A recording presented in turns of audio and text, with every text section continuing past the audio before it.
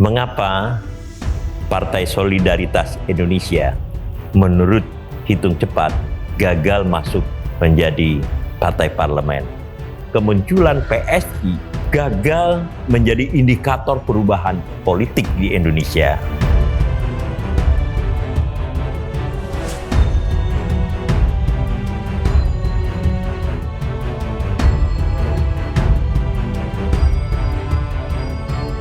Pecinta Indonesia, bangsa dan demokrasi. Ada sebuah pertanyaan dari teka-teki political behavior atau tingkah laku politik di Indonesia dengan susunan kalimat semacam ini. Mengapa Partai Solidaritas Indonesia menurut hitung cepat gagal masuk menjadi partai parlemen? Ini pertanyaan memang tampak mengada-ngada karena bagaimanapun juga PSI itu adalah partai baru dan biasanya sebagaimana partai-partai baru lainnya harus mempunyai kekuatan ekstra, kerja berlipat ganda dan dorongan-dorongan lainnya yang membuat partai baru itu bisa langsung muncul ke permukaan dan menjadi anggota dari partai parlemen. Tentu saja hal yang semacam ini juga berlaku untuk PSI. PSI adalah juga sebuah partai baru. Persoalannya adalah bahwa PSI itu muncul di dalam wujud dan dukungan kekuatan-kekuatan baru yang tidak dimiliki ketika partai itu lahir, yaitu kemunculan Kaisang Pangarep sebagai ketua umumnya. Memang ketua umum yang bersifat tiban, ya, yang bersifat tiba-tiba saja menjadi ketua umum dengan cara yang sangat kilat. Nah, kendati pun demikian, sebenarnya ada ekspektasi yang bersifat objektif di dalam konteks ini untuk menganggap bahwa PSI di bawah Kaisang berpotensi untuk menjadi partai parlemen. Mengapa? Jawabannya sederhana. Karena Kaisang sejak ayahnya terpilih menjadi gubernur DKI Jakarta atau setidak-tidaknya pada 2014, Kaisang telah menjadi YouTuber. Jadi pencipta atau pembuat konten-konten yang disiarkan oleh alat digital, alat teknologi canggih, yaitu YouTube. Itu sebabnya kemudian nama Kaisang sejak ia menjadi YouTuber itu muncul secara perlahan-lahan ke permukaan publik. Tentu dia dianggap sebagai pengusaha ya pada waktu itu. Tentu dia dianggap sebagai anaknya gubernur. Lalu kemudian menjadi presiden, yaitu Joko Widodo atau Jokowi.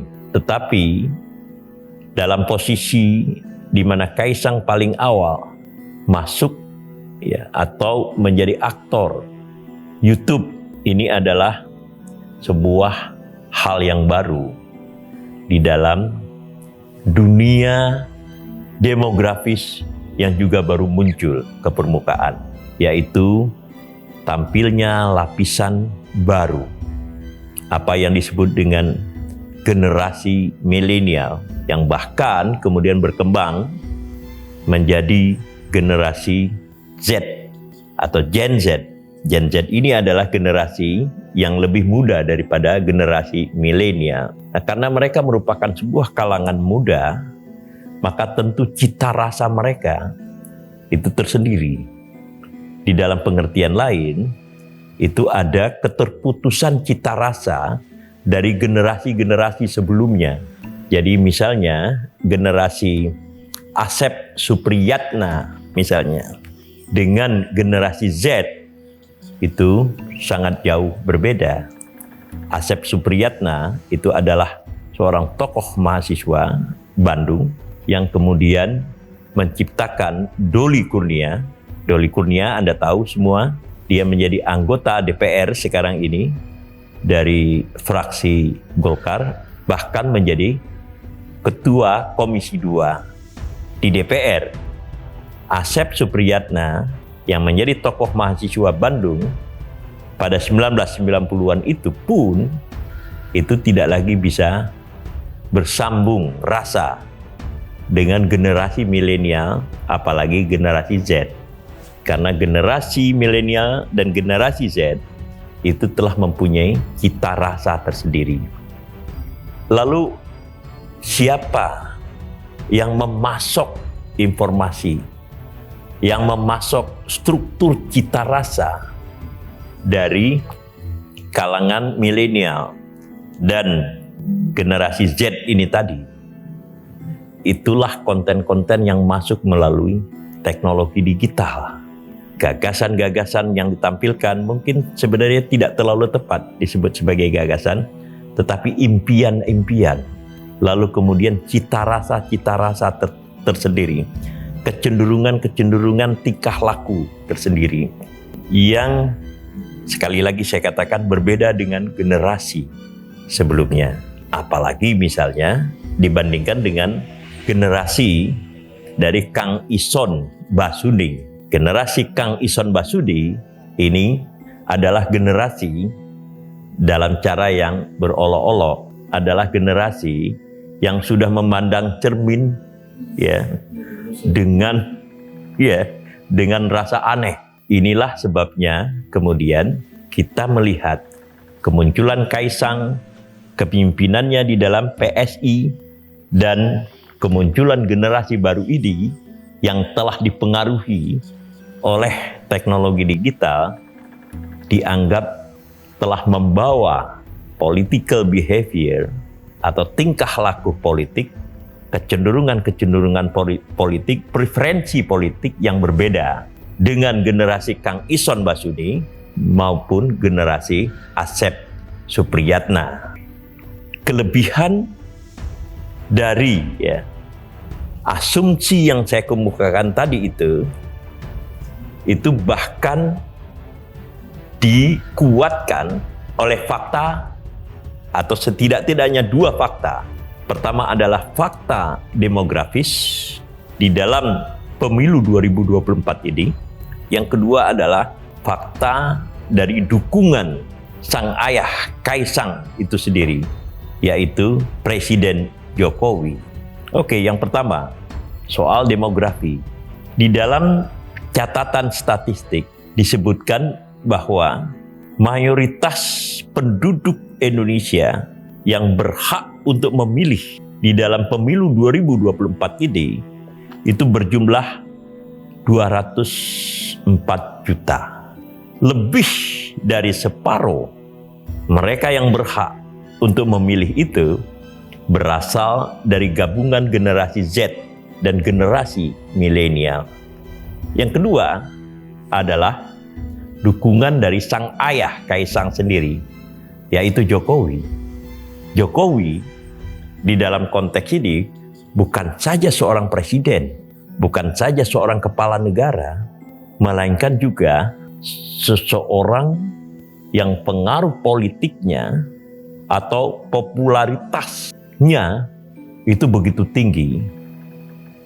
Karena tingkat approval dari kinerja kepresidenan Jokowi di dalam survei-survei yang dilakukan itu cukup tinggi, bahkan mencapai angka yang fantastis, sekitar 80%, bahkan ada yang mengatakan 84%. Suatu tingkat approval atau persetujuan yang tidak pernah bisa dicapai oleh any presiden in the world, di dunia, apalagi di Indonesia. Jadi di dalam posisi yang semacam ini, dukungan Presiden Jokowi terhadap Partai Solidaritas Indonesia itu menjadi sesuatu yang signifikan secara teoritis saya katakan, ditambah dengan mayoritas pemilih di dalam pemilu 2024 ini itu adalah kaum milenial dan generasi Z. Di dalam konteks inilah kita melihat, sekali lagi saya katakan secara teoritis, ada kesesuaian kepemimpinan Kaisang atas Partai Solidaritas Indonesia dengan struktur demografi yang sama sekali baru, yang berbeda kecenderungannya, sekali lagi saya katakan, dengan Kang Ison Basudi dan Asep Supriyatna. Nah, tetapi di dalam realitasnya kita melihat bahwa PSI itu ternyata tidak mendapatkan dukungan seperti yang diharapkan. Kendati pun fasilitas finansial, fasilitas pengaruh sang ayah itu sudah maksimal dilakukan. Karena Presiden Jokowi sebagai ayah dari Kaisang itu rela turun sendiri menjadi aktor di dalam iklan bagi PSI itu sendiri. Lalu kemudian ya, kekuatan finansial yang mendukung PSI itu dengan sangat telanjang kita lihat pada begitu banyaknya baliho-baliho yang disebar di seluruh Indonesia. Dua faktor ini saja itu seakan-akan memberikan jaminan bahwa PSI akan mencapai hal yang telah ditargetkan, yaitu menjadi partai parlemen. Tapi sekali lagi di dalam kenyataannya kita melihat setidak-tidaknya pada hitung cepat atau quick count, partai ini ternyata hanya mampu mendapatkan dukungan kurang dari 3%. Berarti belum memenuhi ambang batas yang ditentukan. Karena partai yang bisa masuk menjadi partai parlemen itu adalah partai yang setidak-tidaknya mencapai dukungan 4% suara dari pemilu 2024 ini. Jadi, salah satu hikmah dari pemilu 2024 ini adalah bahwa kita melihat partai yang dibuat dan diproyeksikan sedemikian rupa kepada susunan demografis baru ini ternyata tidak berjalan seperti yang diharapkan, seperti yang diteorikan. Ternyata kita melihat partai-partai konvensional justru berjaya.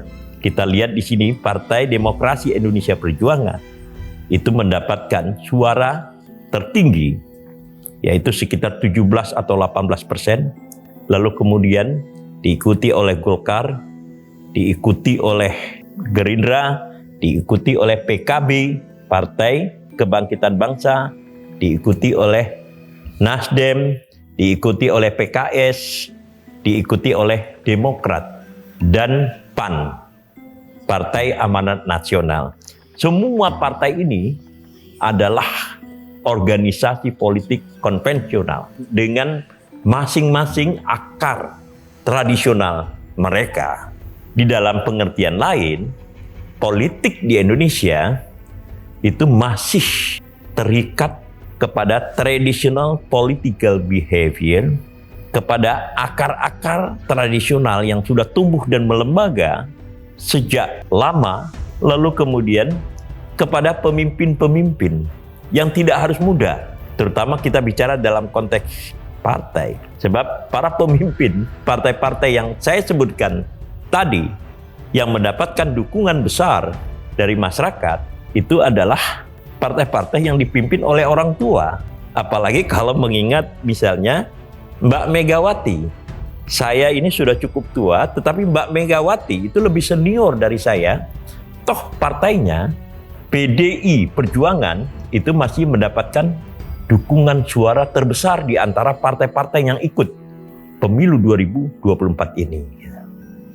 Nah, jadi at least sampai pada detik ini, apalagi karena Kang Ison sudah melihat ya jam tangannya, ini artinya saya harus mengakhiri ini, pembicaraan ini, at least pada detik ini, kita melihat bahwa kemunculan Kaisang, kemunculan PSI sebagai partai yang khusus diproyeksikan kepada generasi muda bukan merupakan sebuah barometer, sebuah indikator tentang telah terjadinya perubahan politik di Indonesia secara signifikan.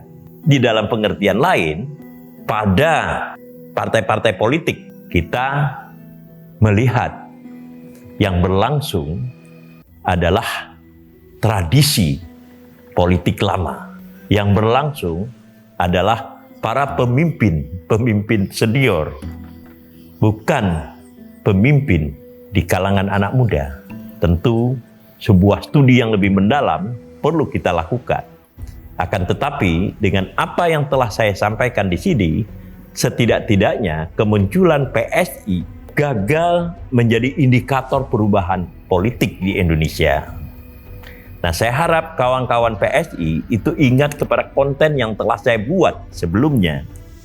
Saya sudah mengatakan, wahai ya adik-adik yang aktif di dalam Partai Solidaritas Indonesia, lihatlah bagaimana PII bekerja, lihatlah bagaimana HMI bekerja, lihatlah bagaimana PMII bekerja, lihatlah bagaimana Muhammadiyah bekerja, dan seterusnya. Gitu. Di mana yang mereka lakukan itu adalah membentuk akar-akar, di mana kemudian proses pelembagaan akar itu menjadi basis utama bagi mereka untuk muncul. Memang jarang kita melihat adanya sebuah partai yang muncul dengan tiba-tiba lalu kemudian memenangkan pertarungan di dalam arena politik.